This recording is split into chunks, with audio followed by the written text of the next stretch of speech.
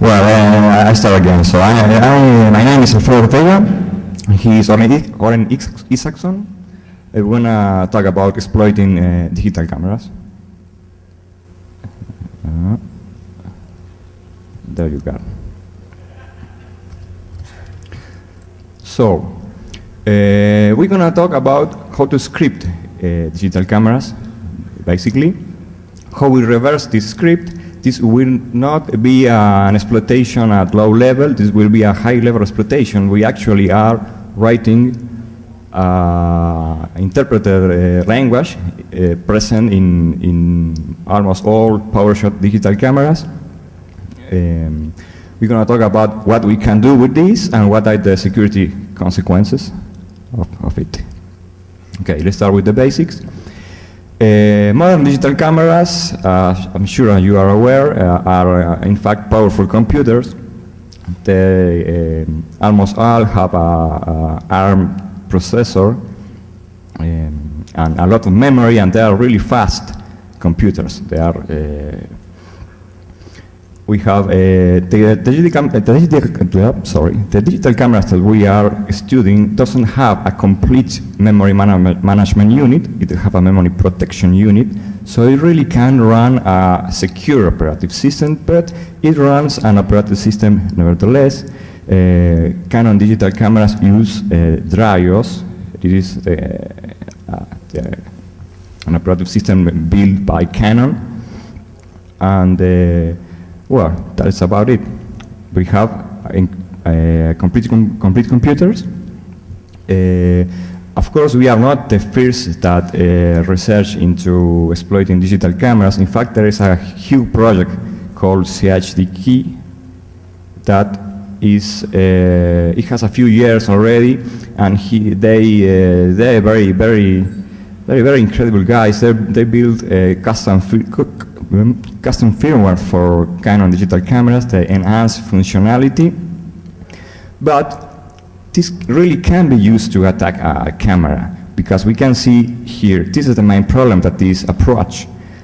For this modification to work, you must download a firmware modification inside the memory card, but the memory card must be locked before the firmware can be executed. So this is not really a good way to exploit, to take over a digital camera, because you have to physically access the memory card and switch the login. And also there are other requirements like a special file system. They need FAT16, only working FAT16. So this is a great modification, but really can be used to attack a camera. That is why this project is in fact very secure. We want to see if there is another way. Okay. So we first try to run our code exploiting the image parsers inside the camera. This way, if we could find a bug in the image parsers and write an exploit for it, we could take control of the camera as the user is trying to see an invalid image in the camera's playback mode. The ARM processor jumps to an exception handler when it tries to read or write an invalid memory address. So what we did is write in an exception handler to try to find the bugs, find bugs when fuzzing the parsers. We did find some bugs, but before writing an exploit for them, or trying to write an exploit, we found another way that is better. The bad thing about writing an exploit for the image parsers are that this is binary, and function offsets change from camera model to model. So it would probably be very difficult to write an exploit that works in a lot of models. We found this other method, that is the interpreter and the script, when we analyzed the firmware of one camera. We used AIDA Pro and we can see a lot of interesting strings. These strings show that there is a plain text parser inside the camera. This parser is composed of two parts. One is the YAG, that is yet another compiler, and the other is Flex, that is a lexical scanner.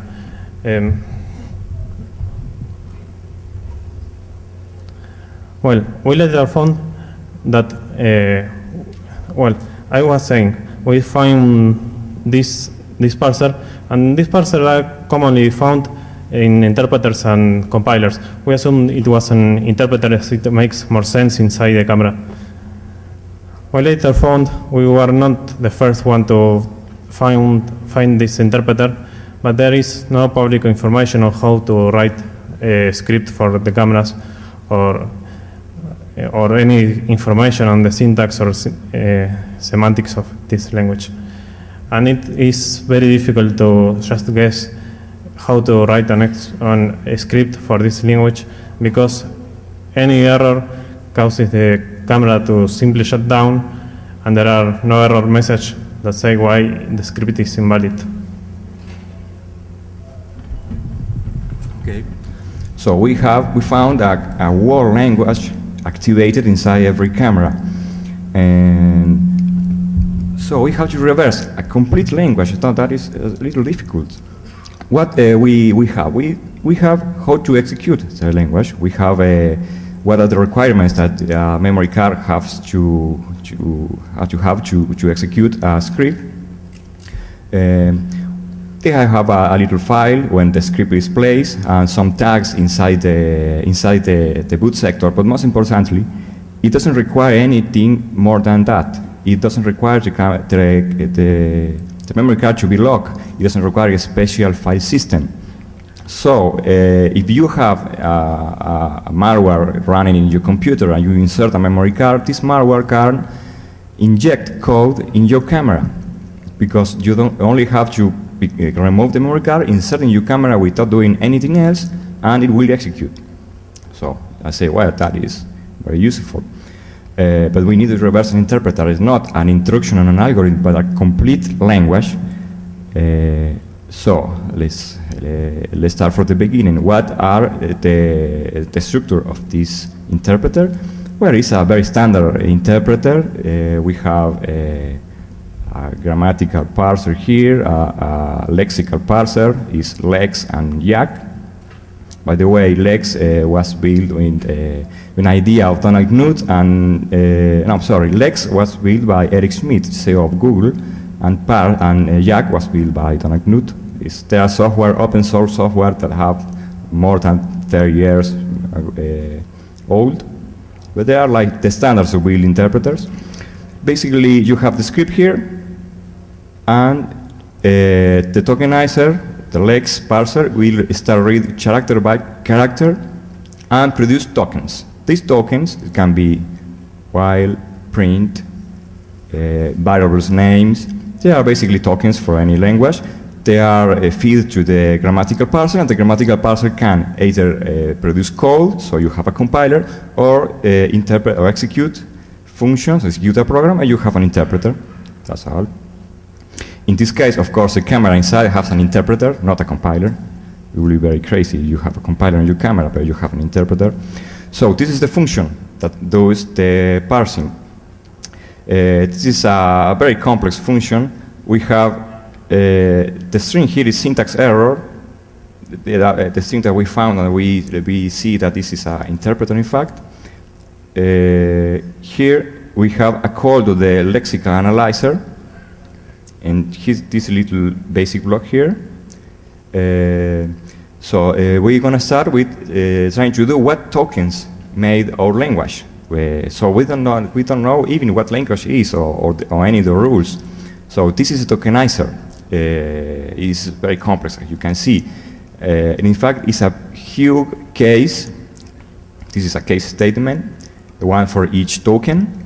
And the tokenizer, in fact, is a table-based regular expression. Basically, is a regular expression parser.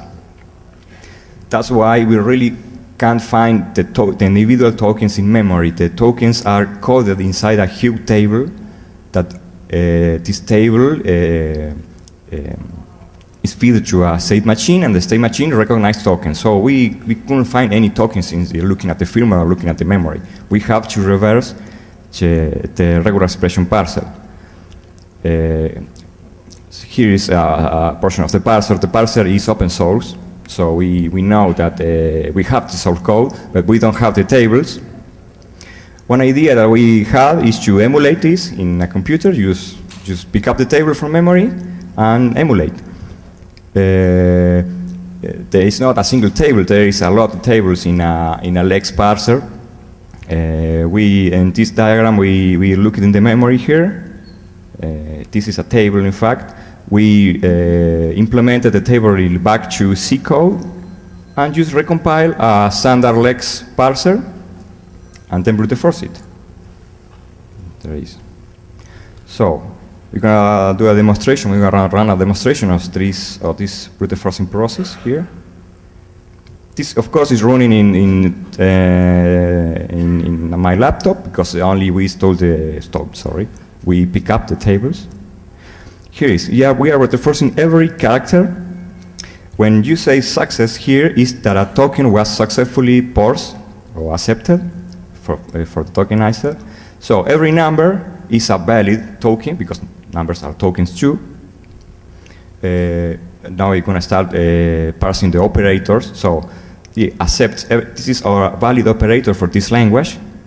Letters are also valid tokens because we can do variables, and we have here we have a token that is a function. Function is a valid token too, so we have a function. We have if with several case, if with uppercase, lowercase. We have here sub is another token. We are accepting every token of this language, so we run this for a while, and we have this. We have a lot of tokens belong to this language, so maybe it's familiar to you. These are basic tokens, so this language is basic. Now we know that every camera has a basic interpreter inside, but we don't have the grammatical structure. It can be millions of variations of basics. So for that, we should build an emulator. Well, as Alfredo was saying, having the tokens was not enough. Even if we tried some basic scripts, very simple basic scripts, they appeared invalid. So we had to emulate the original firmware on an emulator. We use QEMU that has the capability to emulate an ARM processor, but can't emulate the whole camera.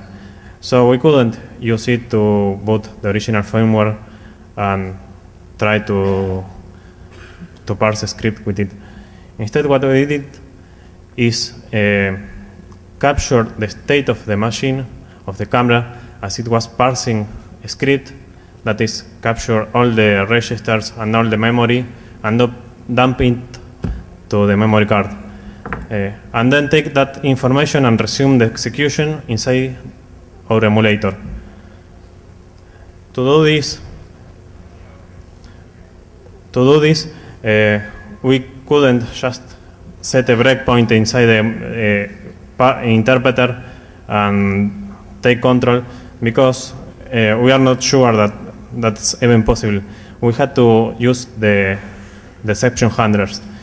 What we did is force the script interpreter to raise an exception as it was beginning to parse a script.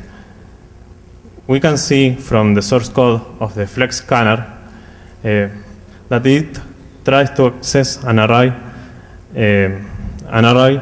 with a value that is inside a static variable, and we change that value, and then as the processor tried to access that value, it crashed, and then we could dump all the state. To know which memory regions we need to dump, we just use the memory protection unit. Inside this unit, there are registers that define the valid memory regions, and we only need two regions: the main memory and the ROM. To control the execution of the emulator, we used the integrate GDB server, and also the integration of GDB with Python. This way, we could write a Python script and control the execution from it. This Python script can set breakpoints, modify the registers, and control all aspects of the emulator. Well, we need to make some changes to the original firmware because we couldn't allow it to call the operating system because it wouldn't work. It would try to access some hardware registers that weren't emulated. So we changed the read function so we could feed the emulator or script, and we did in a way that it read one character at the time.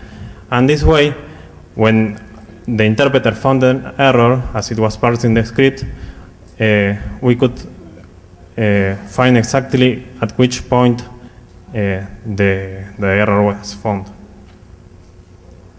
Well, this is the general way that we found out about the syntax. We tried a script and found out the location of the error, and then we changed it until no error was found. These are 3 scripts. The last one is valid, syntactically valid, but it doesn't do anything. The second slide shows that if you try to call a script, a function, outside the body of another function, that's an error.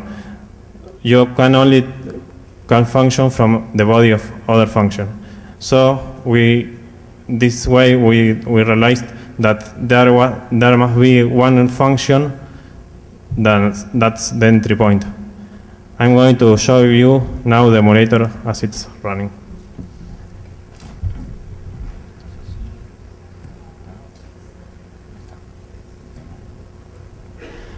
The emulator is already running. I'm just going to run the Python script. You can see here in blue the script that is about to be fed. The emulator read all the script one character at a time and found out exactly where the error is found. In this case, var isn't defined.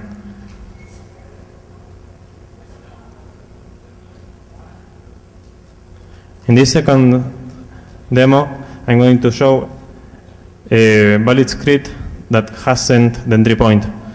So we arrived to a breakpoint that doesn't lead to code execution. This way, we later found about the entry point. This is the third demo that with the initialize function, that's the entry point. This script is totally valid, and we arrived to a breakpoint that shows that code is about to be executed. This is a complete valid script that prints hello world to the camera screen. You can see that there are a lot of predefined functions inside the camera. Alfredo is going to talk about it. Okay, at this time we have the grammatical structure of the language, we have the tokens, but the language also have a lot of functions that we can call. In fact, this is wrong. There are 5,000 functions, 500, inside a common Canon camera, governing everything from the sensors, little motors, accelerometers, CCD, absolutely everything you can access from this language. And in fact, you can access the main memory of the kernel using poke and pick instructions because it's basic, like Commodore 64 basic. We started to build a document and a user guide of this language. Is here we are going to put it online after this. We are documenting all the functions. We don't have all, of course, because there are 500, but we have some of them. There are very interesting things about this language. For example, there are functions you read about the kernel process memory here. You can see this is the equivalent of the top Unix command inside a camera. So how many processes you think a camera can have? Well, it can have hundreds of about 70 processes inside a Canon camera. All these processes governing from the buttons to the display, for keeping the CCD warm. It's a very complete operating system inside this camera. I'm going to publish this document in short, so everybody can start building scripts. Okay, what we can do with this language? Well, because it's difficult to do something with the camera, but you can do some stuff, like we're going to show now. For example, you can, the old school that we showed at the beginning.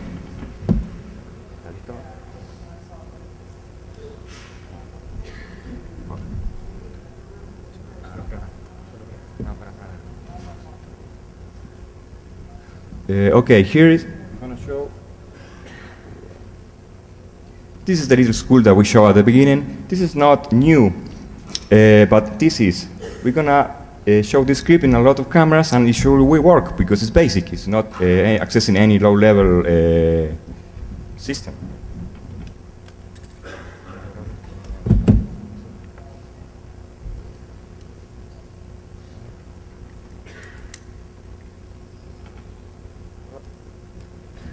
Okay, you have, this is a cheaper camera. This is a 470 Canon. The first one was G10, one of the high-end cameras, but the script worked perfectly.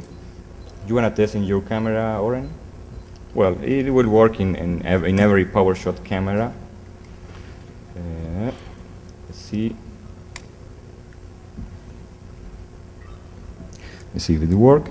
Show it. Okay. Well, work perfectly. We don't have any special code to choose between cameras. It's the same code. It works in every camera. Okay. So what else we can do with this script? Well, of course, we can make pictures appear. We can put fake picture in the camera, for example.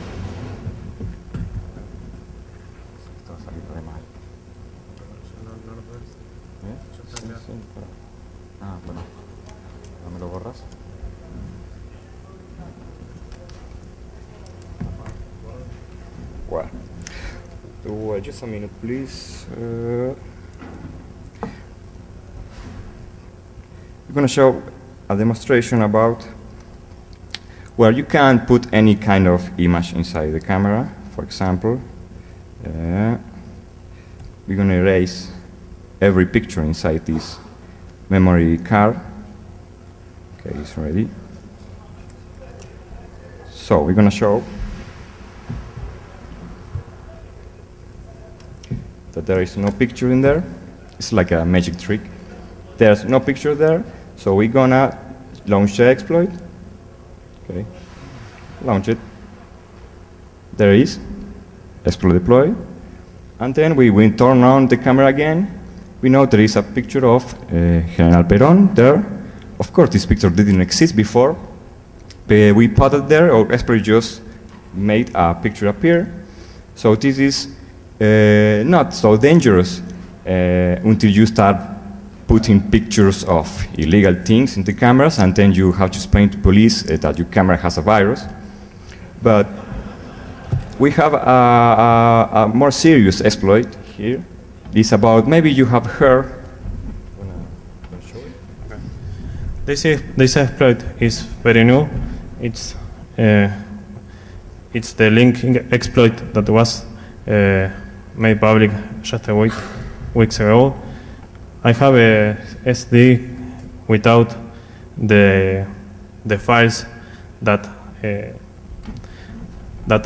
exploit this bug, but there is a script for the camera that will launch this exploit.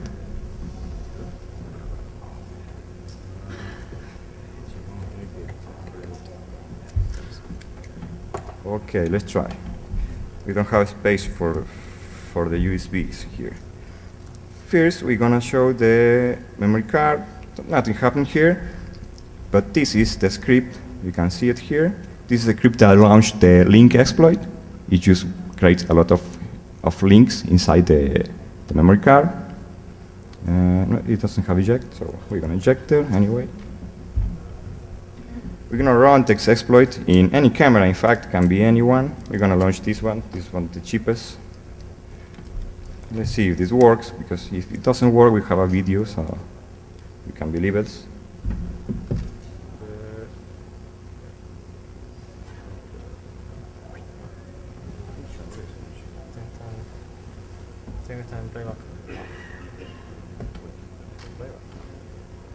Sorry.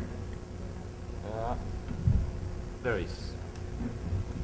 You say export ready, and then you just remove the memory card. You see it is work because we never tested this really. And whoops. Well, code execution. Well, this is the famous link exploit that when you execute. When you see a memory card, it's used for a. I'm sorry. Yeah. Sorry, this wasn't supposed to be this way because we forgot to reset the Explorer process. The problem with this is that once we showed the empty memory card, the shortcuts were still there.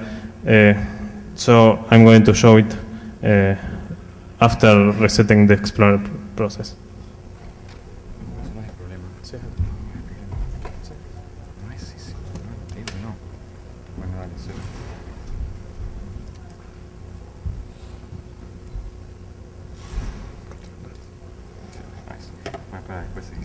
Okay. Well, okay, we got a video that we're going to upload that it works. Well, in fact, kind of work it, but not like we wanted to do. This is a real exploit that we basically are just copying a file into memory card, and when you just saw the file, it will execute code like this one, like this showing here. Of course, it can execute any kind of code. And, well, that's countermeasures. Yes, about countermeasures. You have to be ready to be sure that there are no files with these extensions, as these are necessary to launch CHDK or the script. So if there are not 8 of these files in your memory card, you are safe from this. Canon cameras use picture transfer protocol, and that means when the computer is connected to the camera through the USB cable, the computer can't read the root directory of the memory card. So the good news is that you can get infected through the USB cable, but the bad thing is that no antivirus can scan the whole memory card when it's connected by the USB cable to the camera. Well, so that's all. We have a language that we found inside every PowerShot camera. We documented it. We're going to put it online. So if you have a digital camera, now you have a general purpose computer that you can use to program in BASIC. It will run in every PowerShot. No, I don't know if it's everyone, but every PowerShot camera that we test. So that's it. Thank you very much.